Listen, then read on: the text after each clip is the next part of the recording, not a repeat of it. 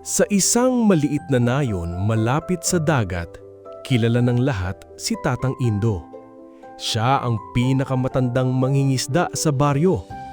Bagamat puti na ang kanyang buhok at kulubot na ang balat, araw-araw pa rin siyang pumapalaot kasama ang kanyang lumang bangka at lambat. Kamakailan, ilang araw nang walang huli si Tatang Indo. Dahil dito, madalas siyang pag-usapan at kutsain ng mga mas batang mangingisda na sagana sa huli. Ngunit sa kabila nito, patuloy lang siyang nag-aayos ng lambat. Ang dagat ay may sariling panahon ng pagbibigay. Kailangan lang nating maghintay, magtiyaga, at huwag mawalan ng pag-asa. Habang pumipilantik ang unang sinag ng araw sa dalampasigan, tahimik at masinop na tinatagpi ni Tatang Indo ang mga butas ng kanyang kupas na lambat. Ang payapang umaga ay biglang binasag ng malakas na ugong ng isang makintab at bagong bangkang demotor. Sakay nito si Bastian, isang mapusok na binata na kilala sa nayon hindi lamang sa dami ng kanyang huli, kundi pati na rin sa mataas na pagtingin sa sarili. Tatang, ipahinga nyo na po iyang mga buto nyo.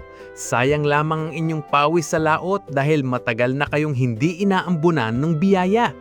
Tingnan ninyo ang aking bangka. Mabilis, matibay at laging sagana.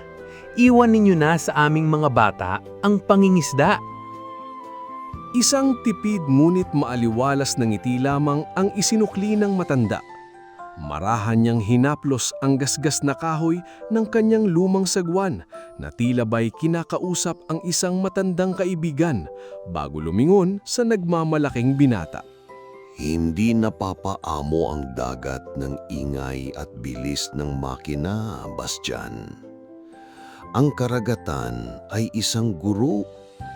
Hindi nasusukat ang galing sa dami ng nakukuha ng sapilitan, kundi sa lalim ng pasensya at tahimik na pag-unawa sa kanyang galaw at alon. Sumunod na araw, maagang pumalaot si Bastian kasama ang iba pang mapupusok na kabataan. Bit-bit ang kanilang nag-uumapaw na kumpiyansa at mga makabagong kagamitan, sumugod sila sa laot na tila mga haring walang kinatatakutan upang humakot ng limpak-limpak na huli. Subalit, tila may sariling isip ang karagatan.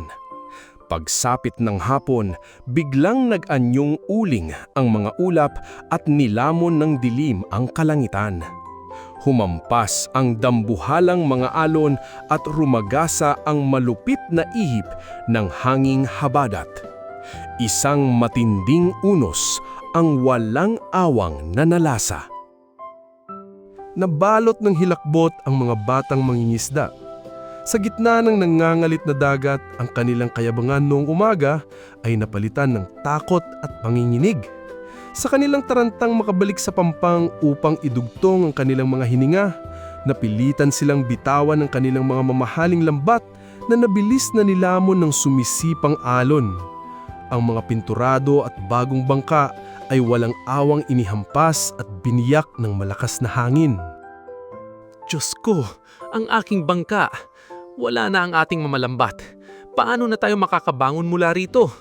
Ubus na ang lahat ng ating pinaghirapan. Bagamat nakadaong ng ligtas ang lahat sa dalampasigan, nakayuko ang kanilang mga ulo sa labis na panghihina. Sila ay umuwing luhaan. Basang-basang ulan at tubig alat at naiwang luray-luray hindi lamang ang kanilang mga bangka, kundi maging ang kanilang pag-asa. Kinabukasan, matapos humupa ang pag-aalboroto ng kalikasan, muling naging payapa ang karagatan. Nawari isang maamong tupa na humihingi ng paumanhin. Habang ang mga kabataan ay nakatanaw na lamang mula sa dalampasigan, balot pa rin ng takot at pait ng kanilang pagkalugi. Tahimik at walang pag-aalinlangan ay itinulak ni Tatang Indo ang kanyang gasgas ngulit matibay na bangka patungo sa tubig. Batid ng matanda, Baon ang dekada ng karanasan at pakikipagkaibigan sa alon, ang isang lihim na hindi nakikita ng mga mapusok na mata. Madalas, matapos ang marahas na pagngangalit ng ilalim ng karagatan, saka pa lamang umaahon ang pinakamalalaki at pinakamaraming kawan ng isda upang maghanap ng makakain. Nang marating niya ang kabisadong bahagi ng laot, mayuming inihagis ni Tatang Indo ang kanyang kupas na lambat kasabay ng isang taimtim na panalangin. Ilang saglit lamang ang lumipas, biglang bumaon at tumigas ang tali sa kanyang mga palad. Halos mangatal ang kanyang mga nanghihinang braso at pumatak ang pawis sa kanyang noo sa tindi ng bigat na humihila pa ibaba. Nang buong lakas niya itong iahon, naluha ang matanda sa tuwa. Ang lambat ay nag-uumapaw sa kislap ng malalaki, sariwa at nagtatalo ng mga isda. Isang saganang bihaya na ipinagkaloob ng dagat bilang gantimpala sa kanyang hindi matitinag na pananalig at tiyaga. Unti-unting sumasampa sa dalampasigan ang bangka ni Tatang Indo. Halos humalik na sa tubig ang gilid nito dahil sa tindi ng bigat ng siksik at nag-uumapaw na huli. Wari naging mga nakatulalang ribulto ang mga taga-baryo nang masilayan ang pilak na kislap ng dambuhalang kawan ng mga isda. Kabilang sa mga nag-aabang ay si Bastian na bakas ang labis na panghihina at hiya sapagkat kumakalamang sikmura ng kanyang pamilya ng araw na iyon.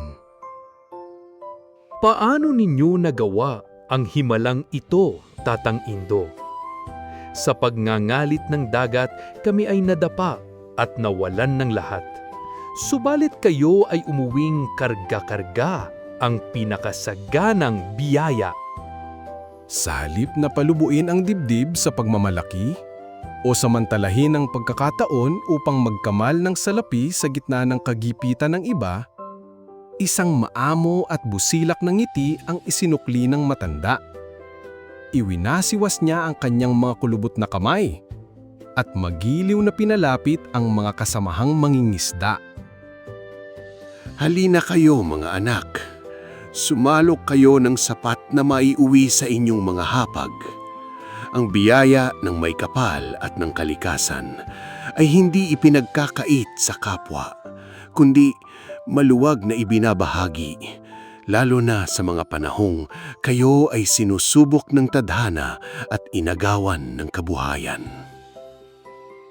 Napayuko si Bastian sa hiya. Lumapit siya kay Tatang Indo na lumuluha upang humingi ng tawad sa kanyang naging kayabangan noong mga nakaraang araw. Mula noon, hindi na ininsulto ng sinuman si Tatang Indo. Sa halip, araw-araw nang sumasama si Bastian sa matanda upang matuto ng tamang paraan ng pangingisda. Hindi lang sa kung paano gumamit ng lambat, kundi sa kung paano magkaroon ng pasensya, paggalang sa kalikasan at kabutihang kapwa.